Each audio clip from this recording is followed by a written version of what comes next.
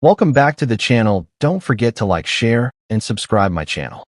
Today we are explore how to create a radial progress indicator using custom shapes in Photoshop.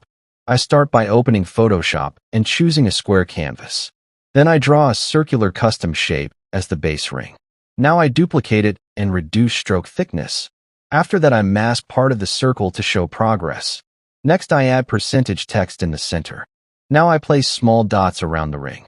Then I apply gradient colors for smooth flow. After that I add subtle glow. Now progress feels visual. Then I zoom out to test clarity. After that I refine stroke edges. Now it feels polished. Finally I adjust contrast and spacing. This indicator now feels premium.